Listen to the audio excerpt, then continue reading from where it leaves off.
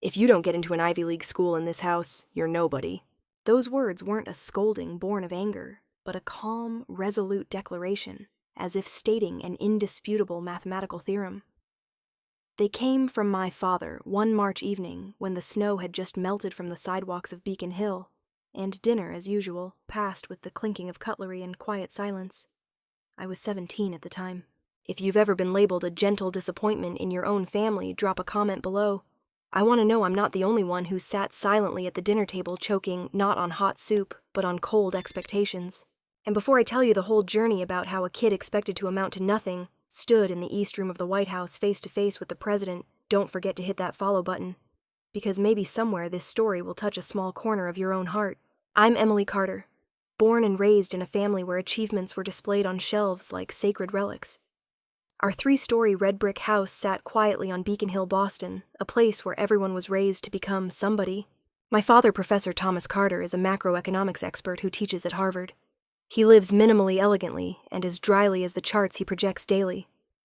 My mother, Ellen Carter, is a molecular biology researcher with over 30 peer-reviewed publications. She doesn't keep cats, doesn't care for flowers, but loves data and microscopes like a child loves toys. My older brother, Nathan, is the golden standard. A Columbia Law School graduate, now a clerk for a federal judge. That son is their living pride. Every photo in the house features Nathan's smile at graduation in courtrooms next to prestigious diplomas. And me, I'm not good at math, not interested in chemistry. I love running the feeling of the wind rushing past my ears as I sprint. The final stretch of a race is when I feel most in place. My GPA hovered around 3.4 decent, but nowhere near their expectations. My SAT score was 1,290. To my family, that was practically a disaster. They didn't say it outright. No one in my house yells or scolds. Their disappointment was a slow burn lingering through every dinner, every polite inquiry. How was school today? But really meaning, are you worthy of being our child yet? I vividly remember the day Nathan got his full-ride scholarship to Columbia. My mother opened the letter, tears in her eyes. My father poured a rare glass of red wine and declared, "This is the second greatest peak of our family after your mother." That same year, I was chosen as captain of the girls' track team. I broke the school's 400-meter record. When I brought home the medal, my mother said, "Good, but don't forget you need a 1500 SAT to get into an Ivy." I gave a faint smile, placed the medal on my bookshelf. Behind it was a notebook where I jotted down notes from health class about first aid cases. I once thought I'd become a doctor, but not the kind my parents wanted wearing a lab coat in a research institute. I wanted to be the first to rush into an explosion, bandage wounds, and save lives on the scene. But I didn't dare say it. Not when the house I grew up in viewed soldiers as people who didn't score high enough for a proper college. That summer, I went to Vermont to visit my grandfather, the only person in our family who'd ever worn a uniform. He was a medic in World War II, but most of his post-war life was spent managing a community hospital. In the family, his war record was almost buried under the title, "He was once a medical director." Only when we sat on his porch amid the hum of cicadas and the smell of freshly cut grass did I hear the truth. I once stopped the bleeding of a soldier whose guts were spilling out. No anesthesia, just a rag, a needle, and faith. I shivered as I listened. But my heart warmed not because of the blood, but because of something that felt like a reason to exist. That evening he handed me a small object wrapped in cloth, his old medic badge. Not to show off, but to remember you can choose the path you believe in, Emily, even if no one in the family understands. September came, and senior year began. I felt pressure as if every step in the high school hallway had to lead straight to an Ivy League school. The school held a career fair. I stopped by the military recruitment booth out of curiosity. A female sergeant named Amanda Wallace stood there. Not the loud, chest-thumping type, but calm, her eyes lighting up as she spoke about saving wounded comrades in Iraq. I asked, "Do you ever regret it?" She replied, "Yes, for not believing in myself sooner." I took a recruitment pamphlet home, tucked it in a drawer. That night, my father opened a list of schools I should apply to. Princeton, Yale, UPenn, Stanford. I swallowed hard. "Dad, I'm thinking I might want to explore a different path. I could consider becoming a combat medic." The plate in his hand froze. My mother stopped picking at her salad. Nathan laughed. "A soldier. What you're going to hand out aspirin in the desert, Emily." My father spoke slowly, each word like a nail. "If you don't get into an Ivy League school in this house, you're nobody. What do you think about that?" Have you ever had your worth tied to a degree, a school's name? Share your thoughts below. I'll read every word. That night I didn't say anything more. But inside a decision was made. I didn't know what the future held, but I knew I didn't want to live my life just to earn a half-hearted nod at the dinner table. In my drawer I pulled out Sergeant Wallace's pamphlet. My life was about to take a turn, not because I was weak, but because I wanted to be strong in my own way. Some summers pass quietly like a slow-motion film under golden sunlight and cicada songs. But the summer I was 17 was different. It wasn't rushed nor dramatic, but enough to plant a seed, one that would grow into the biggest decision of my life. I left Boston one June morning on an early bus to Montpelier, Vermont, where my grandfather lived alone in a small wooden house among maple trees. My family called it summer with the old man, but for me it was a chance to breathe differently, to live temporarily free from achievement charts and silent dinners. My grandfather, John Carter, was a medic in World War II, but in our family that was rarely mentioned. My father, his son, called the war a wasted youth. My mother never brought it up. They only said he was once a hospital manager, as if the battlefield never existed in his life. But I knew there was more, seeing it in his eyes. Every time I asked, he'd smile, his gaze drifting far, as if skimming past the trees on the hill. The first week passed with simple meals, afternoons watering plants, and mornings cleaning his old library. In a drawer I found a faded photo, my grandfather younger in uniform, gripping a stretcher in a muddy, fire-streaked field. I brought the photo to him, placing it before him as we drank afternoon tea on the porch. "Were you in France, Grandpa?" I asked. He nodded slowly. "September 1944, outside Rams. A unit was ambushed. That girl in the photo, I'd just saved a corporal who lost half his leg. We had no morphine. I used a tourniquet and whiskey." I held my breath. Each word he spoke played like a vivid black-and-white film. Not a cliched hero story, but a real struggle between life and death, chaos and courage. "Were you scared?" "Yes, many times. But you know what keeps you going through fear. The faces lying in front of you. When you see blood pouring out, and know you're the only thing between them and death, you don't ask if you're scared. You act." In the days that followed, I begged him to tell more. Not one, but dozens of stories. He once stitched a wound mid-battle. Another time he held a dying young soldier, listening to him whisper his mother's name before his final breath. Each story left something in me I couldn't name. It wasn't like my mother's biology lectures or my father's market speeches. This was humanity, life, and death, blood, and tears, choices, and responsibility. One night I asked, "Why does our family never talk about your time in the war?" He looked at me, his eyes neither sad nor reproachful. "Your father believes war is a mistake, that those who choose it have no other options." I don't blame him. "But Emily, some things don't choose you, they call you." The next morning he called me into his study. He opened a drawer and pulled out a small, time-worn wooden box. Inside was a silver badge, a staff and serpent, the symbol of military medicine. This was given to me after keeping an officer alive through 3 days of exhaustion. I don't keep it for glory. I keep it to remember every person, no matter how small, can save another, and sometimes that's the only thing that matters. He placed the badge in my hand. "I'm not giving it to you as a chain. I just want you to know, if you ever feel you don't belong in the world of grades and papers, there are other paths. Hard paths not cited in journals, but very real." I was speechless. I only nodded, clutching the badge like a silent promise. That evening, I wrote in my notebook, "June 22nd, Vermont, cool breeze, silence, and a decision yet to be named." I didn't know exactly what I'd do, but I knew maybe I didn't want to heal people through microscopes. Maybe I wanted to stand where people hurt the most and not run away. What about you?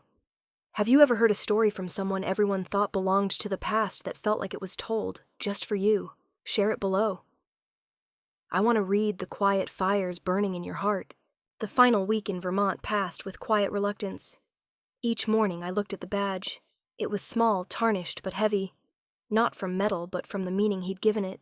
As I packed my bags for the bus back to Boston, my grandfather hugged me tightly. "You don't need to become what others have drawn for you. Just do what your heart can't stay silent about," he whispered in my ear. I didn't know how to respond, only nodded. But inside, I began to imagine if there was a place that needed me, it might not be in an Ivy League lecture hall, but where someone needed a hand to hold on to life. People say the biggest turning points in life don't come with thunderclaps, but with small, smoldering cracks over time. For me, those cracks began in the fall mornings of my freshman year, when I woke up in a Massachusetts State University dorm and felt empty. Not because the school was bad, not because my friends were unkind. Everything was fine. But that very fineness, no purpose, no drive, no feeling, made me feel like I was slowly fading.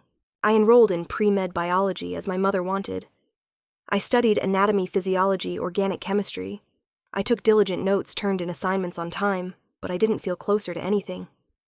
I vividly remember a rainy afternoon in the library, staring at a protein molecule model, asking myself, am I doing this to live or just to not be seen as a failure? If you've ever walked a path you're not sure you chose, or that chose you, drop a comment. I want to hear from those who've stood at a crossroads, unsure whether to turn back or keep going. At the end of my first semester, the school held a career orientation fair. I went out of obligation, holding a coffee and drifting past booths, pharmaceutical companies, medical schools, investment banks. Everything gleamed with resumes, business cards, internship opportunities, but I felt like I was floating through a staged performance. Until I stopped at a small booth at the end of the hall, where a woman in uniform stood among simple posters. Military medicine. Not just a job, but a mission. Her name was Amanda Wallace Sargent. Not tall, but upright, her eyes sharp yet warm. I paused and asked curiously, what's it like being a medic in the military? She smiled, not as eager as the other recruiters. It's treating wounds while gunfire still echoes. It's learning to stay calm when nothing's certain. And it's knowing you're doing something meaningful, even if no one knows your name. I stood still. Something in her voice, its experience, its lack of need to persuade, made me want to hear more. I took a pamphlet, brought it back to my room. That night, I read it quietly with only the desk lamp on my heartbeat quickening. For the first time in months, I didn't feel the emptiness of the library. For the first time, I saw a path, though I didn't know where it led. I thought of my grandfather, of the silver badge still in my drawer. I took it out, placed it on the pamphlet's front page. The staff and serpent symbol seemed to glow in the dark. I didn't decide right away. I spent weeks researching. Met Sergeant Wallace again, asking the most practical questions. How long is training? What are the conditions? What are the contract terms? She answered without sugarcoating, without dodging.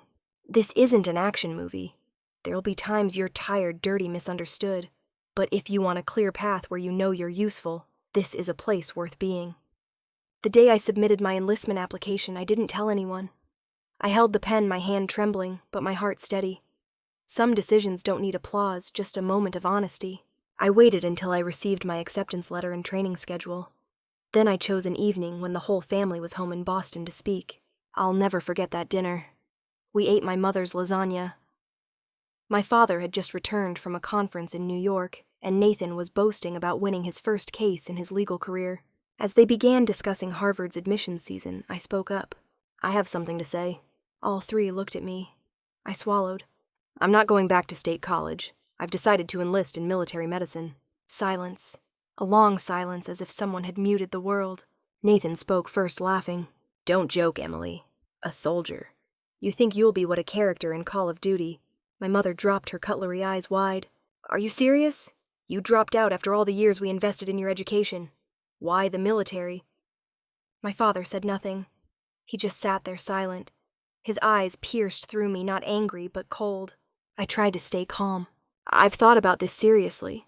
I didn't find meaning in college, but in military medicine I see a way to truly help people. I'll be trained, I'll serve. I believe it's what I should do. My mother burst into tears. Nathan stood pacing around the table in disbelief, and my father finally spoke, his voice even and heavy. Failures join the military. That's what people do when they have no other options. I went quiet. Not because of the words, but because he truly believed them.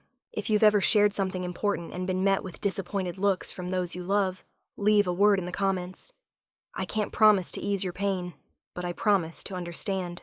That night I sat in my old room opening the small duffel bag I'd brought from Vermont. My grandfather's badge was still there. I placed it on the desk. Next to it was my training orders. I knew from tomorrow I'd leave this house not just geographically, but mentally. I didn't know if I was as strong as my grandfather had been, but I knew I couldn't turn back. No one told me sweat could be so salty it stings your skin, or that nights could be so cold your bones creak under a thin blanket. But I learned Fort Sam Houston wasn't a place to preserve your old self. It was where they broke it to rebuild a new one. I arrived in Texas in late February when the southern climate hadn't yet softened. The medical training camp was like a small city, rows of identical barracks, sandy and gravelly training fields, and a 5 a.m. reveille that pierced your brain like a needle. On the first day I was called Boston. No real name, just a nickname from the drill instructor. We 30 recruits were a unit of rookies. I was one of the few women. Boston. You think you're somebody walking slower than a turtle. Boston. Your shooting stance looks like you're searching for a lost phone under the bed. Each scolding was a blow to the ego I once had. But strangely, I didn't crumble. I gritted my teeth and endured. Slowly, I learned to breathe steadier, tense my muscles tighter, and look straight into the eyes of whoever yelled in my face. Among that sweaty, grimy crowd, I met Monica Torres, a Puerto Rican girl barely up to my shoulder but strong as a punch. She was the first to pull me up when I tripped during my first obstacle course. Don't let the mud tell you who you are. Just repeat to yourself, I'm a soldier, not a Harvard student. I laughed my first real laugh in weeks. Monica was nothing like anyone in Boston. She didn't judge me by my SAT score or ask what school I came from. She only cared could I keep running. We started tackling every test together. Morning runs simulated first aid night watches and emergency response drills. I discovered not only could I survive, I was actually good at this. My favorite part was the frontline simulation class, where we were thrown into mock battlefield scenarios, explosions, flashing lights, actors screaming as wounded soldiers. The mission stay, calm assess injuries, provide first aid call for support, and evacuate safely. The first time I was assigned team leader in a field test, I had 3 mock casualties to handle alone. One was bleeding heavily, another had an open fracture, and the last was unconscious at risk of brain trauma. I heard fake gunfire in my ears. My heart raced, but my hands didn't shake. I prioritized bandaged, quickly stabilized necks, opened airways, and ordered teammates to provide cover. When time was up, the instructor, Lieutenant Harris, approached, looked at the scorecard, and nodded. Boston, 10 out of 10. Clear, decisive, correct sequence. You've got what it takes. I didn't know if I laughed or cried then. I only knew something inside me was confirmed for the first time, not by a medal, not by a grade, but by action. If you've ever been underestimated in one place but recognized where no one expected, tell me about it in the comments. Those moments deserve to be remembered. One weekend evening, Monica and I lay on bunk beds, staring at the barracks ceiling. Do you miss home? She asked. I paused, then answered, Not home, but I miss the feeling of being loved. Monica nodded. Here we might not be loved yet, but we're understood. Sometimes that's enough.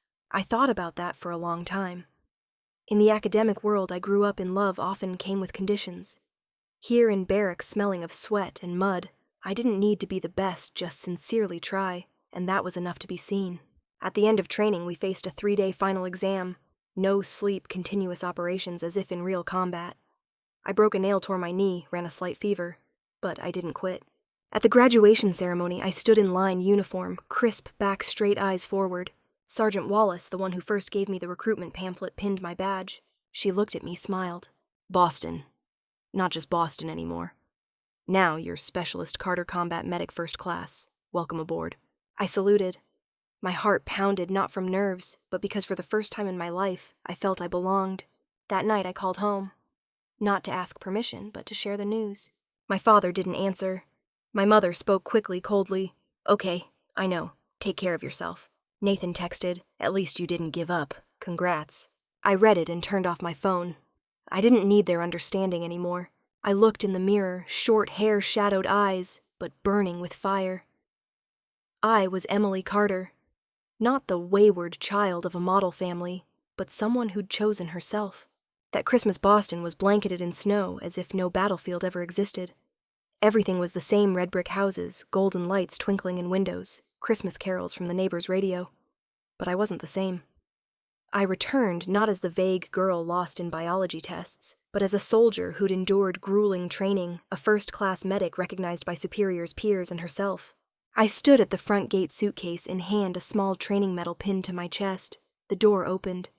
My mother, in a red apron embroidered with snowflakes, looked at me like I was a late guest. Come in, Emily, it's cold. No hug, no surprise, not even a glance at the gleaming badge on my chest. I dragged my suitcase inside the wheels on the wooden floor, echoing the unspoken. The living room was unchanged warm fireplace Christmas tree by the corner, neatly wrapped gifts beneath. But to my eyes, everything felt foreign, like I'd stepped into an old play where I no longer fit the role. My father was reading the newspaper, looking up for 2 seconds as I entered, then nodding as a greeting. Nathan was watching the news on TV. Still, pristine red tie hair combed to one side. He smirked. "Well, look who's back, Sergeant Bean, busy handing out headache pills in the barracks." I gave a faint smile, didn't respond. I'd learned not to react to jabs wrapped in tinsel. At dinner, my mother served the lasagna I used to love. But no one asked about me. Not a word about training wearing the uniform, or nights under Texas stars. The conversation revolved around Nathan's achievements, my father's upcoming conference, and a new recipe my mother learned from a cooking show. At the end of the meal, I gathered my courage. I graduated top of my class. Sergeant Wallace pinned my badge. She served in Iraq. My mother only smiled, adding more greens to my plate. "Good, but how long are you going to wear that costume? That uniform looks more like a TV show than a serious career." I put down my fork. Everything in me froze, though the fireplace still blazed. If you've ever pushed yourself beyond your limits only to be dismissed because your path didn't match others, leave a word in the comments. Maybe we're not as alone as we think. That night, I lay in my old room, my grandfather's medic badge still neatly on my desk beside my training medal. I remembered Monica's words. Maybe we're not loved the right way. But if you love yourself the right way, that's a start. I tried to sleep, but my mind replayed every word from dinner, every indifferent glance, every slicing silence. The next day I left early. No warning. I walked to the park near my old high school where I used to sit for hours after gym class, dreaming of a future I hadn't dared name. I sat on a bench, opened my phone. A message from Monica. "Merry Christmas. Hope you're still standing tall like a flagpole in the barracks." I smiled. Lightly. Very lightly. But enough to warm my heart.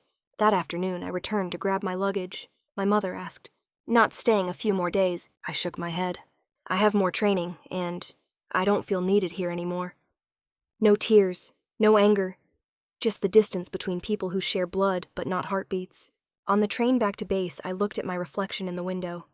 It wasn't the high school girl anymore. I was a soldier, not perfect, not heroic, but real and enough to stand tall even if no one cheered behind me. I looked at the medal on my chest, a reminder. Glory doesn't dispel darkness if the darkness is denial from those you love most. The first time I stepped onto the tarmac in Kandahar, the smell of sand and jet fuel hit me like a wake-up slap. The Afghan sun didn't shine, it scorched, and the heat wasn't just from the temperature, but from the tension in the air felt on your skin, in your heart, in every vertebra. I was barely 20, a first-class combat medic newly assigned to a frontline unit in Helmand, a land of mines, scarce clean water, and sudden skirmishes. But I wasn't afraid. Not because I was brave, but because I had nowhere left to retreat. We moved in Humvees patrolling villages near the base. I was the only one in the team with a medic badge, meaning if anything happened, I was the first name called for a life. On my first day out, just 3 hours after arriving, I saw my first casualty, a young soldier hit by shrapnel in the shoulder during a small ambush. His hand trembled. Blood spurted from the tear like a punctured hose. I applied pressure-injected morphine, started a saline drip, and used a tourniquet to stem the bleeding. The team watched me. No one spoke, but I knew for the first time they trusted me, not just for the badge, day after day. I learned to distinguish the sound of footsteps from an IED-rigged vehicle. I learned to sleep 2 hours and still run when the alarm blared. And I learned to hide fear behind a mask gloves and shouts of, "Stay still, I'll save you." If you've ever had to show strength in front of others while trembling inside, drop a plus in the comments. I want to know I'm not the only one who's been there. The incident happened in week 8, escorting a logistics convoy back to base.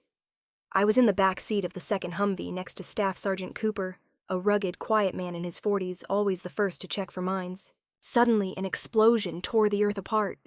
I felt myself slammed into the metal wall, ears ringing. When I opened my eyes, Cooper was face down, one leg, nearly severed, blood pooling across the vehicle floor. Without waiting for orders, I crawled to him. Ignored distant gunfire, ignored teammates shouting warnings. I only saw a man struggling to breathe and needing to be saved. I tied off his thigh with my belt, stopped the bleeding. Injected painkillers opened an airway and called for a drip. Everything in me didn't tremble, just acted like it was programmed. I wasn't Emily from Boston anymore, I was a medic. We called for a medevac chopper, and I went with Cooper. In the cabin, I kept pressure on his wound. When he whispered, "I can still feel your hand," I knew I might have done it right. Cooper survived. He lost a leg, but woke up after 2 days and was sent to Germany for treatment. Before he left, he grabbed my hand. "You didn't just save my leg. You saved a dad of 2 kids. I owe you my life." I didn't know what to say. I just bowed my head. My heart held no pride, only gratitude for being there at the right time. 3 days later, I was called to base headquarters. Lieutenant Colonel Henderson, unit commander, awarded me an Army Commendation Medal for bravery and exceptional skill in a critical situation.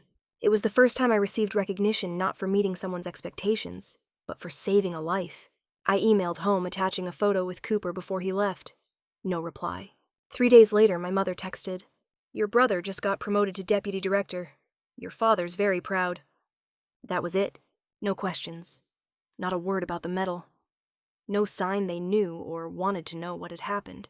That night I sat on the barracks roof, staring at a black sky without city lights. I didn't cry, but I felt something deeper than tears' emptiness. Not because I needed praise, but because I once thought if I did the right thing, those I loved would see. I was wrong. Some victories have no audience. Some heroes have no one call their name.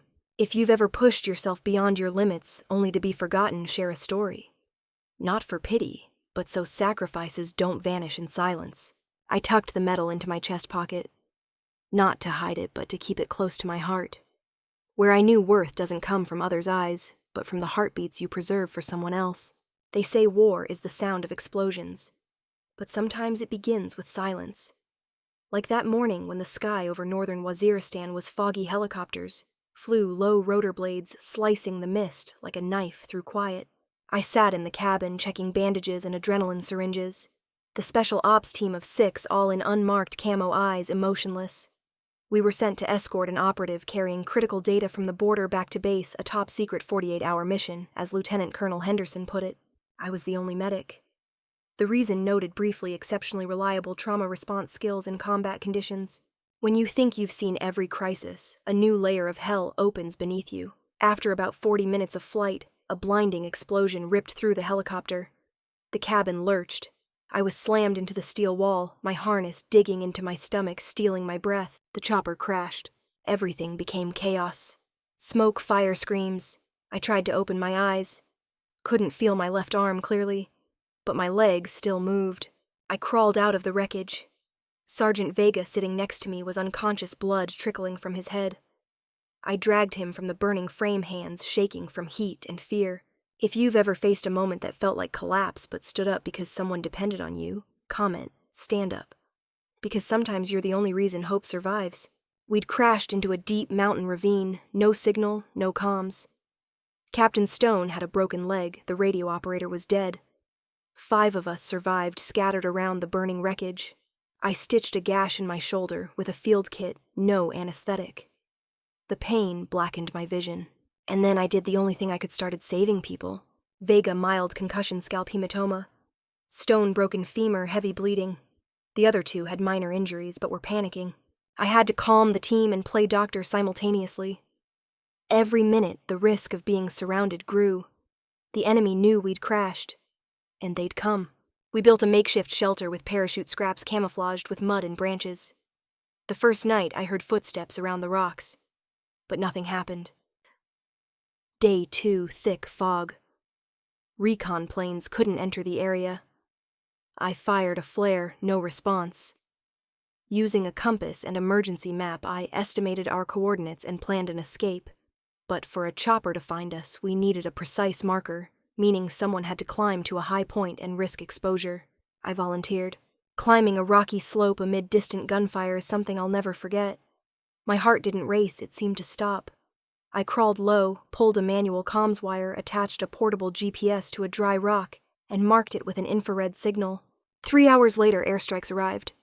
I stood 60 meters from the marker, hearing bombs explode behind me, close enough to feel the tremor, far enough to survive. The airstrike cleared a path. I led the team wounded on stretchers, the able supporting the unable through the rocky terrain. It took nearly 8 hours to reach a safe zone controlled by U.S. Special Forces. I collapsed on the sand when I saw the new chopper land. In the field hospital, a doctor asked, "What's your name?" I answered without hesitation. "Emily Carter, combat medic. Led Team 7 out of northern Pakistan's mountains." I didn't mention my injuries. Didn't say I hadn't slept in 2 days. I only thought I kept the team alive. That's enough. I was awarded another medal for valor in action, but the citation didn't make me cry. What choked me up was the smallest thing Sergeant Stone's grateful look when we landed at base. He said nothing, just placed a rough hand on my shoulder. That night I opened my phone. A message from my mother. "Your father says Nathan was invited to lecture at Columbia Law." Impressive. Not a word asking where I was. Not a question, "Are you alive?" If you've ever done something monumental but your family only noticed someone else's small wins, don't stay silent. Write it, share it. Not to boast, but to remember you didn't fall alone.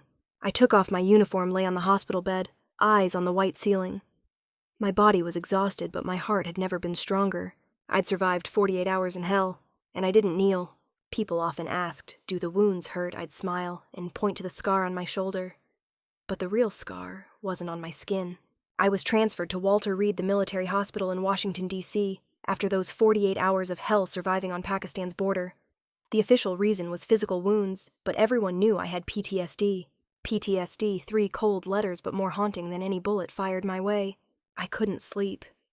Every time I closed my eyes, I heard the helicopter's rotors faltering, bombs roaring in the distance, the smell of burning flesh. I woke up at night, sheets soaked in sweat, hands clutching as if still holding a bandage on a dying man. By day, I tried to stay calm. Sat for hours on a hospital courtyard bench, watching veterans on crutches or in wheelchairs. No one spoke to each other, but there was a real silence between us, as if we were all trying to keep living without explaining why. If you've ever carried a pain no one sees, no one asks about, no one touches, leave a purchase fuss in the comments. Maybe someone reading is waiting for a sign to admit they're hurting. I called home. My father picked up after 3 rings. Not with urgency, but as if I'd called during a work break. "Hi, Emily. Your mother's busy in a meeting and I'm preparing next week's lecture. So, are you planning to go back to school, or are you staying there?" "I'm being treated for PTSD, and my left shoulder still hurts. I haven't thought about school yet." A pause. Then, as usual, "Well, you should think long term. The military is temporary. A real career." I hung up, not angry, just too tired to hope they'd understand. That night I opened my laptop, created a new document, and wrote a letter to myself, not to send, just a place to be honest. "Emily, you survived not just bullets, but loneliness, denial, silence. You don't need anyone's approval to know you did right. Every life you saved, every breath kept going, is proof. Worth isn't in certificates. It's in grateful eyes, in trembling hands that hold yours and say I'm alive. Because of you. If you ever forget who you are, read this." I named the file unsent letter, and I never sent it. In my 3rd week at Walter Reed, I joined a therapy group. There was an old soldier who'd lost his entire team, a young woman who couldn't recall her best friend's name after an explosion. When it was my turn, I said, "I used to think I had to be strong to be worthy. Now I know weakness is part of surviving." The room fell silent. Then someone clapped, and someone cried. That day back in my room, I found an envelope on my bed. No sender, just a handwritten note. "Call this number, urgent. XXXX XSSX 4582. I thought it was a mistake. But when I asked the nurse, she glanced at me, nodded. Could be from the Pentagon. They don't sign, but no one dares throw their envelopes away. I held the paper filled with doubt. Some meetings come unannounced. Not planned, not expected. But when they happen, you realize sometimes fate is just an old face showing up to test how much your heart has healed. I saw Jessica Long again on a drizzly afternoon at the DC Veterans Support Center. I was studying trauma therapy for medics, not to heal myself, but to learn to heal others. I'd recovered enough to stand to learn, and most importantly, to listen. I was assigned to a family counseling group. When I walked into the room, I didn't recognize her at first. A thin woman, short hair, gray coat, arms crossed as if holding herself together, until she looked up. Have you ever unexpectedly met someone who once hurt you and realized they're no longer the person in your memory? If so, leave chance in the comments. I'd love to hear your story. Jessica Long was the high school queen bee, always leading in every test, every leaderboard, every jab at others.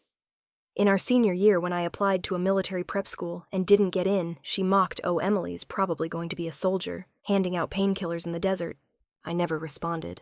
Now she sat before me, hands trembling slightly. Her file read, "Wife of Staff Sergeant Daniel Long, killed in Syria. Symptoms: insomnia, chronic anxiety, fear of loud noises, trauma from being alone."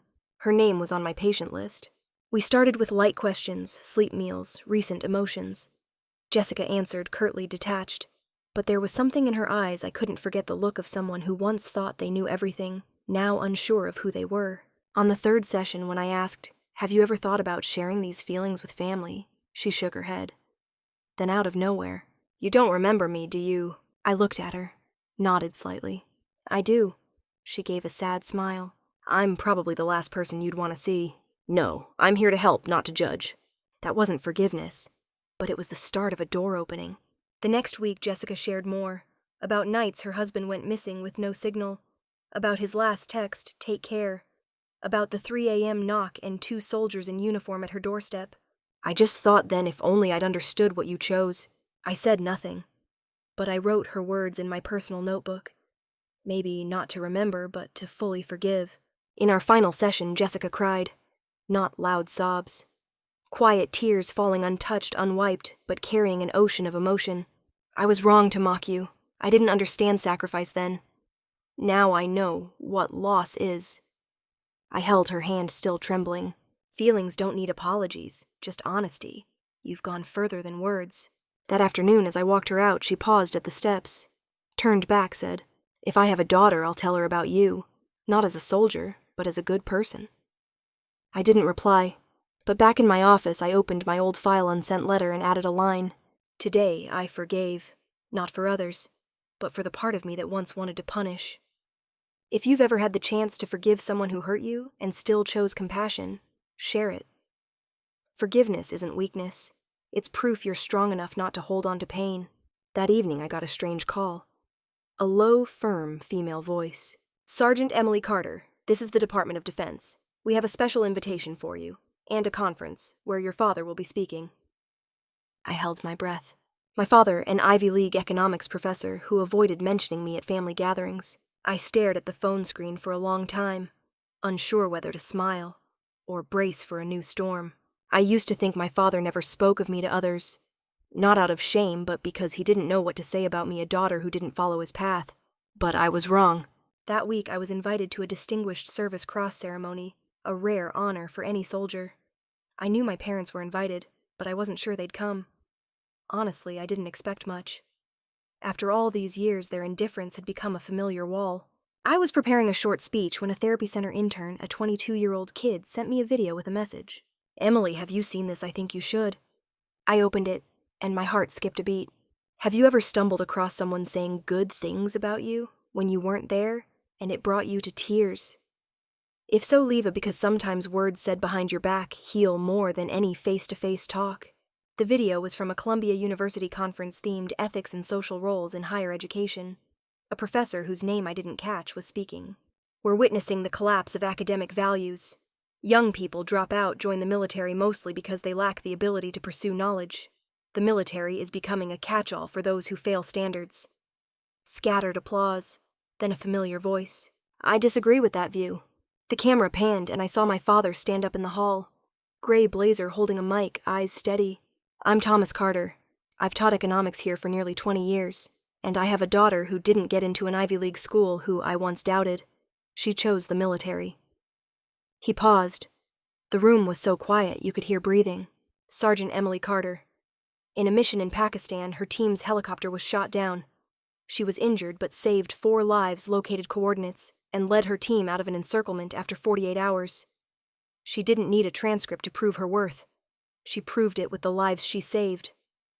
I don't know if the video captured the end, but his face then, not the cold academic professor, but a father learning to stand up for his daughter, was etched in my mind. I cried. Not because he recounted my deeds, but because it was the first time he chose not to stay silent when someone belittled his daughter. I wasn't there, and he didn't send me the video. Maybe he didn't mean to tell me, but he spoke before colleagues, students, academic peers. Sometimes love isn't in public gestures. It's in someone choosing to stand up when no one asks, not for appearances. A week later, I got a text from my mother. Your father declined a teaching offer in France. He said he wants to stay to see you honored. I don't understand, but I think maybe he's understanding you in his own way. I didn't reply right away. I just reopened the video. And this time I heard it like my father's first apology one he didn't need to say aloud.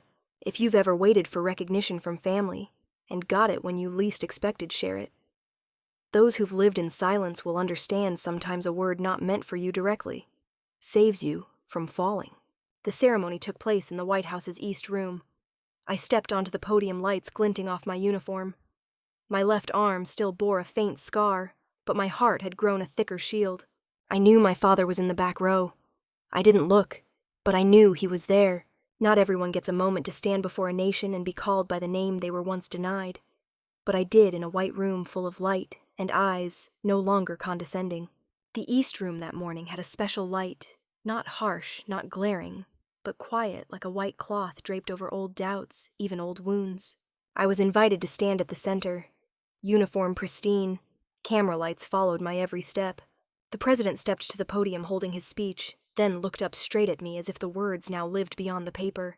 If you've ever been recognized in a place that once made you feel small, share it. It's not about triumphing over others, but over yourself. There are those who save lives, and there are those who save the spirit of a team, a unit, and beyond the spirit of a nation, he said. Sergeant Emily Carter, with her courage, composure, and unwavering commitment, didn't just save her teammates, but the future of our faith in what's right. I listened, not with my ears, but my heart. Each word seemed a message to all the years I lived and fought silently with no one asking. Then he pinned the Distinguished Service Cross on my chest. The metal was cold, but his hand on my shoulder was warm. Not like my father's, but a hand that acknowledged. I turned and saw my family in the third row. Father, mother, Nathan, all three stood as if compelled by something beyond protocol. No one spoke. No one clapped. But I knew they saw me for the first time, truly saw me. The ceremony ended. Reporters swarmed. I slipped through the crowd seeking a moment of quiet. Nathan approached first. No longer in his usual suit, just a shirt and loosened tie, as if he didn't want to be too formal, or no longer dared to be. You're better than anyone in this family, Em. I stayed silent. Not because I didn't know what to say, but because I knew if I spoke, I'd cry. He scratched his head. I used to think joining the military was for those not good enough for college. Now I think maybe college isn't good enough for people like you. My mother came next. Eyes red mascara, slightly smudged. I'd never seen her cry openly. She was always proud, reserved, proper. You made me ashamed for not believing in you enough, I replied. You don't need to say more. I'm here not to be forgiven. She hugged me, the first hug in years. And finally my father. He said nothing. Didn't hug. Just stepped forward, placed a hand on my shoulder. A light grip, not painful, not trembling, but enough to let me feel he was here. Not as a professor, but as a father. If you've ever waited for a touch, a hug, a look from family, and finally got it when you no longer needed it, leave A. Because sometimes healing doesn't fix the past, it gives the present a new chance. That night I didn't sleep in a fancy hotel. I sat alone on a bench outside the Lincoln Memorial, watching lights reflect on the water. I opened my phone, pulled up the old file unsent letter, and added one line. Today, they saw me. But I don't need it anymore, because I saw myself long ago. That night, I got an email from the medical command. Sergeant Carter, we nominate you to lead a special training program for new combat medics. Will you inspire the next generation? I closed the laptop. Didn't need to think long. I used to think some things couldn't coexist, lecture hall lights and battlefield dust textbooks and dried blood on my hands. But I was wrong. The world isn't split in two. I just wasn't ready to cross that line and stand firm in the middle. 6 months after the ceremony, I returned to Fort Sam Houston, not to be trained, but to lead. Emily Carter, former frontline medic, was now the lead instructor for a new combat medic training program. I walked into the first classroom in a clean uniform facing young recruits with eyes still gleaming with hesitation. New faces, some with looks like mine, once were half curious, half doubting, but somewhere a hunger to find meaning. Have you ever returned to a place that once hurt you, but this time in a completely new role? If you've stepped into a position you once dreamed of while still scarred, comment. I came back, let's celebrate together. I didn't teach with theory. I taught with stories raw, rough, sometimes painful. I once bandaged a soldier who lost both legs in an explosion. He smiled and said, I still have my eyes to see the sun. That's when I understood saving someone isn't just keeping them alive, but helping them want to keep living. A female recruit, short hair, youthful face, raised her hand shyly. Emily, I enlisted because I read about you on a veterans forum. I was scared, but I thought, if you could do it, maybe I can too. I didn't answer right away. I looked at her clear eyes, full of resolve. Do it for the people you can save, not for the praise. She nodded. I knew in that moment a new seed was planted. In the second week of training, I received a hand-delivered package from Vermont. A letter from Jessica. Her handwriting was still slightly slanted like in high school, but now calmer, more patient. Emily. You probably don't think I still remember you, but I do your silhouette by the history class window the way you stayed quiet when my friends and I mocked you. Today, my daughter asked Mom, what are you most afraid of? I answered, being too afraid to apologize to someone I owe. Thank you for forgiving, and for teaching me kindness doesn't need gratitude, but it's always passed on. I read the letter and didn't write back, but I kept it. Like keeping proof the good you do comes back not for glory, but to remind you not to give up. One late afternoon as the class reviewed closed heart trauma first aid, I saw a familiar figure enter the back of the room. Grayer hair, slower steps, but still the aura of someone who'd once hurt me with silence, my father. He didn't sit in the guest row. He sat among the trainees. No notes, no remarks. Just listening as if learning how to understand me anew. After class, he approached. No flowery words. I never thought I'd learn anything from you, but today I did. I smiled. That was enough. If someone once didn't understand you and then came to listen in a completely new way, leave a forgiveness may not fix the past, but it can open a door to the future. That evening I sat alone in my small office opening the old notebook I'd written in from my first battlefield. I turned to the last page and wrote the final line. I once sought recognition. Now I go to save people, and that's enough. I closed the notebook, exhaled. The Texas night sky wasn't as bright as DC, but it was somehow more peaceful. Because I knew for the first time in my life, I was no longer between two worlds. I am Emily, and I walk the path I chose not to be accepted, but to keep living kindly. My story, from a gentle disappointment in an intellectual family, to a combat medic who knows who she is, isn't just mine. It's the journey of anyone misjudged who chose to defy expectations, who quietly found their true worth in a noisy world demanding standards. I don't write for pity. I share to remind you you don't need to fit any mold. Your worth lies in what you bravely do every day, even if no one sees. If this story touched you, leave a comment with what resonated most, or tag someone misjudged who you want to encourage. And if you want to keep following journeys of healing growth and kindness like this, don't forget to hit follow. I believe, despite our differences, we can understand and uplift each other with kind stories. Thank you for listening. See you in the next story.